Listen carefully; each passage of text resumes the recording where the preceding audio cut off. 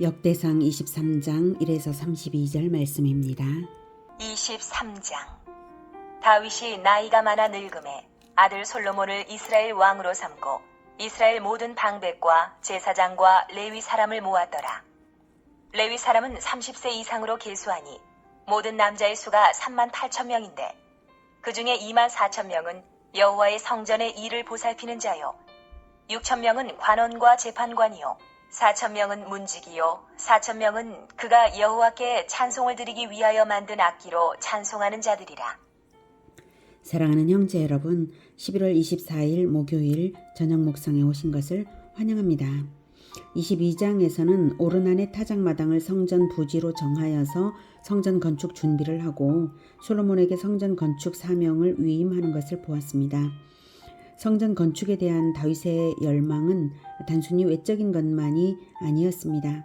건축물보다 더 중요한 것은 성전에서 드려질 제사와 하나님과의 교제였으므로 다윗은 성전 제사를 집행할 사람들의 조직까지 주도 면밀하게 준비를 했습니다. 이 성전 봉사자 조직 작업은 본 23장에서 시작하여서 26장까지 계속됩니다. 그리고 나서 27장 한 장에서는 행정 조직을 체계화하는 것을 보게 될 것입니다. 종교 조직이 행정 조직보다 먼저 기록되고 그 내용도 더 방대하고 자세합니다. 이것은 본서 역대기가 제사상적 관점에서 기록되었기 때문입니다. 특별히 열왕기서가 솔로몬의 왕위 이양 과정을 자세히 언급하고 종교 조직을 생략한 데 비해서 역대기는 솔로몬의 왕위 이양 과정을 생략한 채 성전 직무 조직에 대해 상세히 설명하고 있는 것이 이제 두 책의 기록 관점이 아주 뚜렷한 차이를 가지고 있다라고 하는 걸 보여주고 있습니다. 그중 이제 본장 23장에서 다루는 내용은 레위인 전체를 계수해서 업무를 대별한 후 성전 봉사 레위인을 24반열로 재편성해서 임무를 부여한 것을 말하고 있습니다. 5절까지는 레위인의 총 개수 및 직무 분담입니다. 26장까지의 내용을 요약적으로 바로 이 5절에 제시한 것이죠. 한편 3절에 레위 사람은 30세 이상으로 개수했다라고 하는데요. 20세를 잘못 기록한 것으로 봅니다. 원래 모세 때는 30세 이상 개수를 했는데 그 이후에 모세 시대에 모세가 다시 조정하여서 25세 이상으로 회막봉사 연령을 낮춘 바가 이미 있고요. 그리고 본장 24절과 27절에도 20세 이상이라고 말을 하고 있어요. 그래서 3절에 30세 이상은 기록자의 단순 실수인 것으로 봅니다. 자, 그래서 레위인 20세 이상의 총수는 38,000명이고요. 그들을 재능에 따라 24,000명은 성전의 제반 업무를, 6,000명은 서기관과 재판관, 4,000명은 문지기, 4,000명은 찬양대가 되게 했습니다. 이렇게 조직화를 하는 것은 매우 합리적이었는데요. 우선 레위인이면 누구나 평등하게 하나님의 일에 봉사할 의무와 권리가 있는 것이기 때문에 이렇게 조직화를 해야 모두에게 골고루 역할이 돌아가게 되는 것이죠. 또한 이제 솔로몬에 의해 성전이 건축되면 과거 성막 시절과는 차원이 다르게 여호와 신앙의 고양과 또 온전한 성전 제사와 절기 준수가 시행이 될 것이기에 미리 이렇게 국가의 종교 공무원 조직화를 해놓는 것입니다. 또한 이렇게 조직화를 해놓는 일을 솔로몬을 즉위시키고서 이스라엘 모든 방백들을 모인 자리에서 시행했습니다. 2절 이스라엘 모든 방백과 제사장과 레위 사람을 모았더라. 1절에 솔로몬을 이스라엘 왕으로 삼고 나서 이렇게 한 것이죠. 이로써 성전 예배에 관한 일이 전 국가적인 관심사가 되도록 조성을 했고요. 후계자 솔로몬을 중심으로 이스라엘의 정치적 종교적 기반을 확고하게 하는 일이 되는 것입니다. 6절부터 다윗이 레위의 아들들을 게르손과 그핫과 무라리에 따라 각 반으로 나누었더라. 게르손 자손은 라단과 시므이라. 라단의 아들들은 우두머리 여히엘과 또 세담과 요엘 세 사람이요. 시므이의 아들들은 슬로믹과 하시엘과 하란 세 사람이니 이는 라단의 우두머리들이며 또 시므이의 아들들은 야핫과 시나와 여우수와 부리아이니 이 네 사람도 시므이의 아들이라. 그 우두머리는 야하시요 그 다음은 시사며 여우수와 부리아는 아들이 많지 아니하므로 그들과 한 조상의 가문으로 계수되었더라. 네, 여기에서 11절에 시사라고 나오는데 이것도 역시 단순 실수로 기록을 한 것 같아요. 여기서는 시나라고 되어 있죠. 시나인데 시사라고 기록이 된 것 같습니다. 자, 6절부터는 이제 세부적인 언급이 시작이 되고 있어요. 성전 제반 업무 담당 24,000명을 다시 24반열로 나눈 사실을 말하고 있는 중입니다. 24반열은 레위 지파를 이룬 3대 가계, 레위의 아들들이 셋이죠. 게르손, 그핫, 무라리. 그핫은 고핫이라고도 해요. 게르손, 그핫, 무라리 이 3대 가계를 가계에 따라 나누었는데요. 11절까지는 게르손 계열의 10반열을 말하고 있는 것입니다. 표를 보면 이제 더 쉽게 알 수 있어요. 표를 볼게요. 네, 이제 가문인데요. 게르손 자손이 이렇게 있고 아까 게르손 자손을 이렇게 10반열로 이렇게 나왔다. 이 족장들의 이름이에요. 거기까지가 이제 11절이었습니다. 자, 그 다음 두 번째는 그핫 또는 고핫이라고 했죠.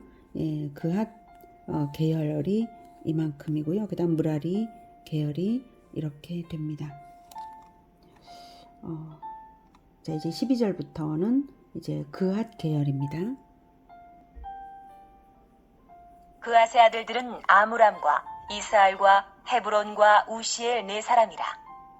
아므람의 아들들은 아론과 모세이니 아론은 그 자손들과 함께 구별되어 몸을 성결하게 하여 영원토록 심히 거룩한 자가 되어 여호와 앞에 분향하고 섬기며 영원토록 그 이름으로 축복하게 되었느니라. 하나님의 사람 모세의 아들들은 레위 지파 중에 기록되었으니 모세의 아들은 게르솜과 엘리에셀이라. 게르솜의 아들 중에 스부엘이 우두머리가 되었고 엘리에셀의 아들들은 우두머리 르하비아라. 엘리에셀에게 이외에는 다른 아들이 없고 르하비아의 아들들은 심이 많았으며 이스알의 아들들은 우두머리 슬로미시요 헤브론의 아들들은 우두머리 여리야와 둘째 아마리아와 셋째 야하시엘과 넷째 여가무함이며 우시엘의 아들들은 우두머리 미가와 그 다음 이시야더라. 네, 표를 보면서 얘기할게요. 네, 그핫 계열에서 이제 이렇게 가문들이 이렇게 됐는데요. 아므람 가문 그리고 이스할 이렇게 헤브론 오시엘 이렇게 되고 있죠. 근데 여기에서 아므람 가문은 모세의 가문만이에요. 여기서 아론이 제외된 것은 아론은 구별되어서 영원토록 신미 거룩한 자가 되어 여호와 앞에 분향하고 섬기며 영원토록 그 이름으로 축복하게 되었느니라 라고 13절에 말하는 것처럼 제사장 가문으로 따로 구별되었기 때문에 따로 한 것이고요. 여기에서는 일반 레위인 봉사 조직만을 지금 말을 하고 있습니다. 하나님의 사람 모세의 후손들도 특권을 가지지 않았다는 점이 이제 특별하죠. 이게 일반 제사장, 일반 레위인들로 계수가 된 거죠. 전혀 특권을 가지지 않았습니다. 동등하게 했어요. 모세가 하려고만 했다면 일반 레위인들 위에 특권층으로 자기 후손들을 세울 수도 있었건만 그러지를 않았죠. 모세의 훌륭한 점 중 하나입니다. 다음에 그 르하비아의 아들들은 신비 많았다라고 이제 모세의 가문이죠. 여기 르하비아의 아들들은 신비 많았다라고 17절에 말하고 있는데요. 이때 아들은 자손이라는 의미입니다. 자손이 번성했다는 것이죠. 그리고 자손의 번성은 하나님의 복을 받은 것이기에 언급해주고 있죠. 하나님께서 모세의 사역에 대한 상급으로 후손을 번성케 하신 것으로 봅니다. 모세는 이렇게 이제 아들이 둘뿐이었는데도 불구하고 그 두 번째 가문에서 이렇게 많은 후손들이 번성했다라고 하는 걸 말하고 있습니다. 다음 무라리 계열 21절부터 듣겠습니다. 무라리의 아들들은 마흘리와 무시요 마흘리의 아들들은 엘르아살과 기스라. 엘르아살이 아들이 없이 죽고 딸만 있더니 그의 형제 기스의 아들이 그에게 장가들었으며 무시의 아들들은 마흘리와 에델과 여레못 세 사람이더라. 네, 표를 볼게요. 네, 바로 무랄이 이렇게 되어서 이렇게 반열이 이제 되었습니다. 22절은 무라리 계열의 22절 엘르아살이 아들이 없이 죽고 딸만 있더니 그의 형제 기스의 아들이 그에게 장가들었으며 그에게 즉 엘르아살의 딸에게 장가들어서 이제 후손을 이어갔다 이 뜻이죠. 이것은 계대결혼법을 충실히 따라서 형제에게 대를 잇게 한 것입니다. 여기까지는 레위인 조직을 가계에 따라 24반열로 나눈 사실이고요. 24절부터는 그렇게 나뉜 레위인들의 제반 업무에 관한 것입니다. 24절 이는 다 레위 자손이니 그 조상의 가문을 따라 계수된 이름이 기록되고 여호와의 성전에서 섬기는 일을 하는 20세 이상 된 우두머리들이라. 다윗이 이르기를 이스라엘 하나님 여호와께서 평강을 그의 백성에게 주시고 예루살렘에 영원히 거하시나니 레위 사람이 다시는 성막과 그 가운데에서 쓰는 모든 기구를 맬 필요가 없다. 한지라. 네, 24절에서 다시 이제 20세 이상이라고 하는 것이 확인이 되죠. 자, 이제는 이제 직무 조직의 당위성을 말하고 있어요. 다시는 성막과 그 가운데에서 쓰는 모든 기구를 맬 필요가 없다. 맬 필요가 없어졌죠. 이제 뭐 이동하던 시기가 아니니까요. 그래서 그런 직무가 조직될 이유가 없다는 것과 그리고 여호와께서 평강을 그의 백성에게 주시고 예루살렘에 영원히 거하시나니 불어나는 인구에 따라 레위인의 수효를 반열대로 질서 있게 섬기게 해야 하고요. 또한 이스라엘의 인구가 불어나는 것에 걸맞게 봉사 조직을 움직이는 데에도 이런 조직화가 필요하죠. 그리고 이제 왕도 예루살렘이 성도 예루살렘이 되어서 예루살렘 성전 중심의 직무 조직을 한다는 것입니다. 27절 다윗의 유언대로 레위 자손이 20세 이상으로 계수되었으니 그 직분은 아론의 자손을 도와 여호와의 성전과 뜰과 골방에서 섬기고 또 모든 성물을 정결하게 하는 일, 곧 하나님의 성전에서 섬기는 일과 또 진설병과 고운 가루의 소재물, 곧 무교전병이나 과자를 굽는 것이나 반죽하는 것이나 또 모든 저울과 자를 맡고 아침과 저녁마다 서서 여호와께 감사하고 찬송하며 또 안식일과 초하루와 절기에 모든 번제를 여호와께 드리되 그가 명령하신 규례에 정한 수요대로 항상 여호와 앞에 드리며 또 회막의 직무와 성소의 직무와 그들의 형제 아론 자손의 직무를 지켜 여호와의 성전에서 수종드는 것이더라. 네, 이렇게 다양한 직무를 24반열로 나누어서 담당을 시켰다는 말입니다. 다윗은 종교 공무원인 레위인 조직화를 24반열로 했는데요. 레위인들은 태생 자체가 이스라엘의 맏아들들을 대속하는 평생 봉사자로서 성전에서 봉사하도록 태어났습니다. 그들은 운명이 그러하고 사명이 그러했어요. 그런데 우리 예수님은 유대교의 성전이 겉만 화려할 뿐 진정한 신앙은 잃고 강도의 소굴로 변해버렸으므로 유대인들을 크게 꾸짖으신 바가 있고요. 진정한 성전은 바로 예수님 자신임을 나타내셨습니다. 그리고 십자가 지시기 전에 고난주간에는 성전의 파괴와 예루살렘의 멸망을 예언하셨습니다. 신앙을 잃고 진정성을 잃고 다 진정한 알맹이는 하나도 없는 성전은 의미가 없어진 것이기 때문이고 그리스도를 죽이는 그러한 유대교가 이제 멸망하는 것이죠. 성전과 함께. 자, 그래서 그렇게 예언하신 대로 예루살렘 성전은 파괴되어서 지금은 성전이 없습니다. 오직 진정한 성전은 하나님의 임재가 있는 교회 공동체, 예수 그리스도를 머리로 하는 교회 공동체가 바로 진정한 하나님의 성전입니다. 그렇다면 성전도 없고 레위인도 없는 신약 시대에 전 세계로 확산되는 교회에 대해 24반열의 조직화에 관한 예수님의 적용은 어떤 것일까요? 저는 자발적 제자, 헌신적인 제자를 부르신 것과 12제자를 세우셔서 왕같은 권세를 주신 것, 그리고 요한계시록에 최종적으로 등장하는 24장로와 14만 4천 명의 찬양대 겸 군대가 바로 그것이라고 저는 생각합니다. 예수님의 조직은 오직 자원하는 헌신적 예수 제자들이고요. 12사도를 중심으로 해서 자발적으로 자기 십자가를 지고 좁은 길을 따라가는 모든 예수 제자들에게 하나님 나라를 세우는 권세를 주셨습니다. 예수님은 아무든지 누구든지 나를 따르는 자는 자기를 부인하고 십자가를 지고 나를 따르라 라고 아무든지 누구든지 부르셨어요. 그래서 특별히 누군가를 이렇게 억지로 부르시지를 않으셨습니다. 예수님은 다만 12를 3년간 세우신 것을 기초적이고 완전한 모범으로서 보이신 것이죠. 즉 12사도는 각자가 예수님의 모범을 따라 최소한 12명의 제자를 세우고자 했을 것이고요. 성경을 다 가르치면서 제자다운 제자로 세웠을 것입니다.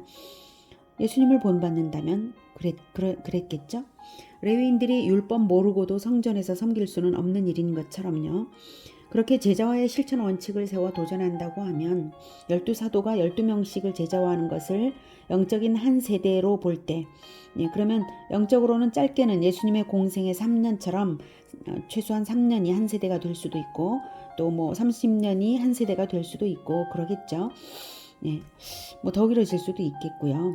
자, 그러나 어쨌든 예수 제자들이 재생산되는 예수 제자가 제자화로서 계속할 때 예수 제자 12제자가 재생산되는 1000세대 또는 1000의 조직이 되면 14만 4천 명이 됩니다. 12 곱하기 12 곱하기 1000 그래서 14만 4천 명이 되는 것이죠.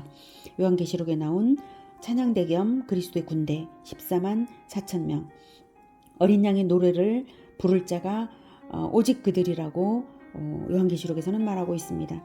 오직 어린 양이 어디로 가든지 따라가는 자들 14만 4천 명 이렇게 나오죠. 제자화를 하되 12명의 자발적 지도자를 양성하는 제자화를 하도록 도전하라는 뜻이 바로 14만 4천 명의 군대 겸 찬양대 조직에 들어있는 뜻이라고 숫자의 의미를 저는 그렇게 나름 해석해 봅니다. 24장로는 예수님께서 두세 사람이 주님의 이름으로 있는 곳에 함께 계시겠다고 하셨으므로 12사도가 이끌었을 각 교회의 최고 지도자들이 일심동체로 최소한 2명이 연합하여서 사역했을 지도자들을 둘씩으로 볼 때 24장로로 표현한 것이라고 저는 봅니다. 아무튼 예수님의 조직화는 오직 12제자요. 전도훈련을 보내실 때는 둘씩 짝을 지어서 보내셨습니다.